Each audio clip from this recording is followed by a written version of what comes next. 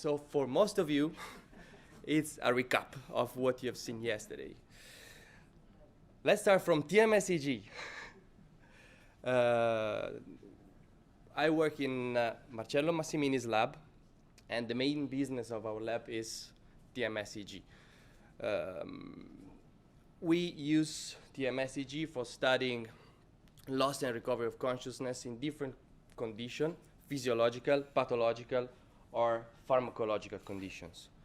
In a nutshell, and you have seen this slide at least 6 times yesterday, in a nutshell, in all the conditions in which subjects are able to report any kind of conscious experience, immediate or delayed, we have an EEG response to TMS, which is characterized by many peaks at different latencies in different parts of the brain. In all the conditions in which subjects are not able to report any kind of conscious experience, we have this kind of response, which is a stereotypical slow wave-like response. To capture this complexity, we have developed perturbation complexity index, mentioned many times yesterday. This is the original version, which is applied to TMS-EG data, and basically we compress with the Lempel and Ziv algorithm the binary metrics derived by the binarization of the source modeled activity derived from TMS-EG response. Recently, we have developed a new version of this algorithm called PCI-ST, which ST stands for state transitions, which is faster and can be applied to signal other than TMS-EG, like, for example, intracranial recording in humans. And it will correlate with the original web version of PCI. In a nutshell, in all the conditions in which we have this kind of response, PCI was high. Otherwise, PCI was low. Perfect. But why we can have this complexity? In other words, does complexity in wakefulness depend on local properties, or does it emerge from network dynamics? Let me say another way. In one case, you stimulate here. The stimulus goes through feed-forward connection to distant areas, reach distant areas, and there it can engage local activity, each one having different pattern, and all together, sum together, the overall dynamic can result, or seems to be, complex, but is actually driven by local activity. Another possibility is that we stimulate here. Again, the stimulus go through feed-forward connection to distant areas, and there we have long-range cortico-cortical interaction or cortico-thalamocortical interaction leading to high complexity. In both cases, PCI would result in high values. How we can understand if the complexity we see with PCI is in this case or in this case? We have all times we have this, in all our work we have usually said that this is the case, but we cannot disentangle this problem with PCI and with stimulation of one single spot. Indeed, to disentangle this question, we have to stimulate each and every node and to record from the rest of the brain. In other words, we have to measure differentiation. And the prediction is that in sleep, this differentiation is lost. So in sleep, we come back to the condition in which local properties play the main role. With TMS-EG, this cannot be done for many reasons. First of all, because TMS can be delivered only along the midline, because on the temporal lobes we have a lot of muscle and many artifacts can be induced. TMS-EG cannot reach deep structures, and there are possible confounding factors, as Mario said yesterday, and experiments must be performed very strictly.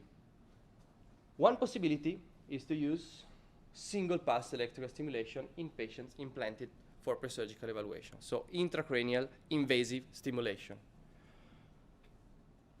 As you can see here, we can have a lot of stimulation points, up to 150. Subject doesn't feel any sensation during single pulse electrical stimulation, and the stimulation is very focal and strong. On the other side, the recording of intracranial activity as super fast.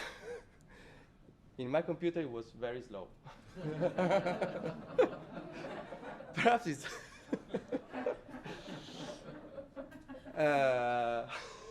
but you can see, you can appreciate, if you look carefully, that the intracranial electrodes are sparse. So you cannot cover the entire brain. Here is better. These are 4 different subjects, the implantation of 4 different subjects, and you can see that the position of the electrode is clearly different from subject to subject. And if we want to put together all the data from all the subjects to build an atlas or something like that for measuring the overall differentiation, the same point of view is needed. How can we do that? 8 years ago, we started this collaboration with Niguarda Hospital in Milan, and for clinical reasons, we started to record simultaneously high-density EG and stereo EG, both spontaneously and during single pulse electrical stimulation. Here, the velocity of the video is okay, and we have already published a couple of work using this setup. This is a data set, an open data set that is available on the knowledge graph. And basically, we provided the activity at the scalp EG during stimulation, because the stimulation artifact that can be seen from the scalp can be used as a ground truth for source modeling, because we know exactly the position of the electrode, so we know exactly where we inject the current, and so we have the solution of the inverse solution, which is usually an ill-posed problem. Another work published a few months ago is this one, in which we describe the overall response at the scalp EG and the stereo EG. We compare the 2 cortical potential inside and outside. And basically what we have observed is that there is a quite good correlation between what we have with record inside and what we record outside. Mavi, to answer your question, yesterday you asked me what is the difference between this kind, between intracranial stimulation and TMS-EG. Look at the scale here. TMS-EG is between -5 or -8 to +8, peak to peak. Here we are 20 to -80. So it's 1 order of magnitude bigger. And also the wave shape is completely different. It's characterized by this biphasic N1 and 2 response, which is typical of cortical potential. But in this work, we have shown that it's possible to replicate some analysis we have performed with TMS-EG, like, for example, natural frequency. And I will show you that also complexity in wake and sleep can be measured with this data. Excuse me, was it really millivolt on that scale, top scale there? This one is millivolt because it's intracranial recording. Yeah, but even 40 millivolts outside inside the cell. That's a lot. Yeah, it is a lot. And both the dataset are available online, and here we have people from the curation team which help us to share this dataset. But coming back to the differentiation, in the usual approach with PCI is that we stimulate one point, we record from all the electrodes, and we see the response from all the scalp EG electrode, okay? And for calculating PCI, we take the EEG response to stimulation. In this case, it's intracranial stimulation, but for the TMS, it's the same. And the first step is to calculate principal component in the case of PCI ST. And then, basically, all the other steps are for calculating the number of transitions. In essence, PCI ST is proportional to the number of components and the number of transitions. Transitions are the zero crossing, basically. But the first step is to calculate the number of components in this direction, so across all the channel of the same subject. So one stimulation point, all the channels, we run PCA, so principal component analysis, across channels. We have a lot of components, and as a consequence, high values of PCI. In sleep, the same principal component analysis lead to a lower number of principal components, and as a consequence, low values of PCI. These are results from 16 subjects with 66 paired sessions. We have higher value of PCI and higher number of components. But if instead of considering one shot, so one stimulation, we merge together all the subjects, all the sessions from all the subjects, okay? And we run PCA for each and every contact in the other direction, so across subjects. We can find all the modalities in which this contact can respond to all the stimulation. So we are measuring differentiation. And we can do that in wakefulness and sleep, finding, for example, in this case, for CZ, a different number of components. In wakefulness, we have much more components with respect to sleep. And we can do that for all the channels, having topographical representation of the number of principal components. These are all the stimulation sessions we have in these 16 subjects. And this is the same response in the source space.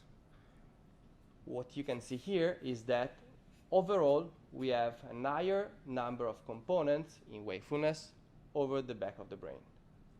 The inter-analysis across subjects was done in source space? Both, yeah. Both at the scalp level and in the source space.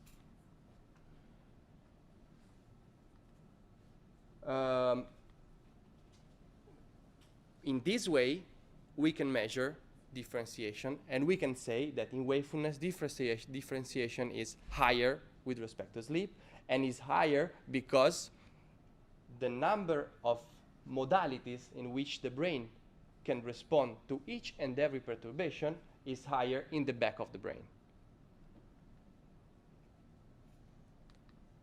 On the other side, we have explained why complexity is high in wakefulness. But what happens in sleep? Why we have loss of complexity? Mario have shown yesterday these results, and also Mavi showed these results we have published in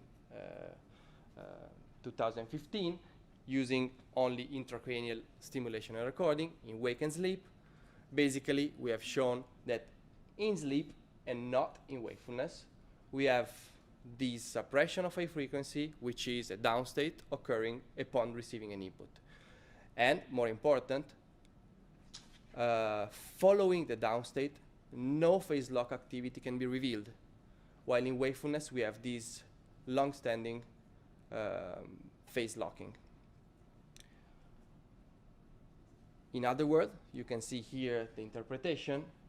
In wakefulness, for each stimulation, we have always the same deterministic response.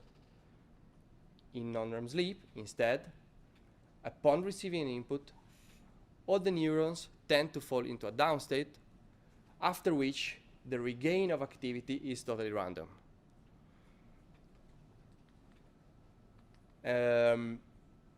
Basically, with the simultaneous recording, we are showing that it's possible to observe also from outside the presence of this down state, which is super widespread in sleep, while is local in wakefulness. This is different with respect to TMS-EEG, because in TMS-EEG, in wakefulness, we never see a suppression of high frequency close to the stimulation site. In sleep, we always see a suppression of high frequency with TMS. Here, we have this suppression also in wakefulness, perhaps because the stimulation, the intracranial stimulation, is more paraphysiological with respect to TMS-EEG, because it's super strong. And we cannot change by now the stimulation parameters. So by now, the data set we have are obtained using stimulation, which is quite high, which is 5 milliamp. But anyway, it is possible to see that there is a clear difference between wakefulness and sleep. Basically, I finish. So I want to thank you for the attention and all the people working with me in Milan and all the people from Niguarda Hospital and also our collaborators all around the world.